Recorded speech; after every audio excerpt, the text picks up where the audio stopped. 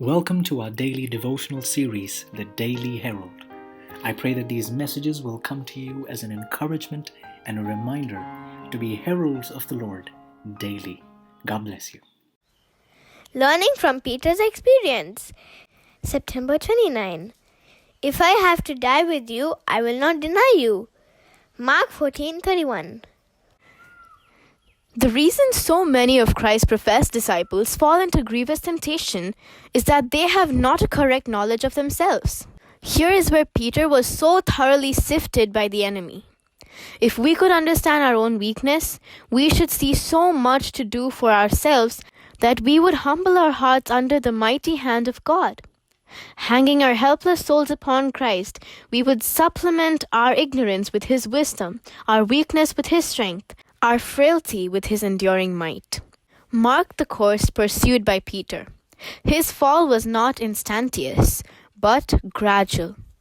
Step after step was taken until the poor sinful one denied his Lord with cursing and swearing.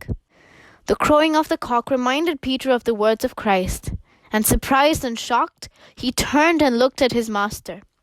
At that moment, Christ looked at Peter, and beholding that grieved look in which compassion and love for him were blended, Peter understood himself. With startling vividness, his self-confident words flashed upon his mind. Though all shall be offended, yet will not I. I am ready to go with thee both into prison and to death. And yet he had denied his Lord with cursing and swearing. But Peter was not left in hopelessness. The look that Christ had given him brought a ray of hope to the erring disciple. He read there the words, "Peter, I am sorry for you, because you are sorry and repentant. I forgive you." While Peter's soul was passing through such deep humiliation, through the awful struggle with satanic agencies, he remembered the words of Christ, "I have prayed for thee," and they were to him a precious assurance.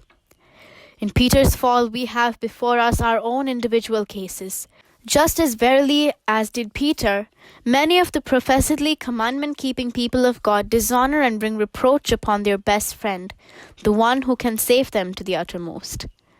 But the Lord would restore to Himself all who would have put Him to shame by their unscriptural course of action.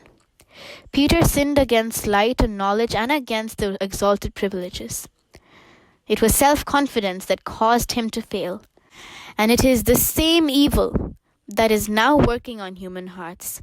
It may be our purpose to be right and to do right, but we shall most surely err unless we are constant learners in the school of Christ. Our only safety is in walking humbly with God.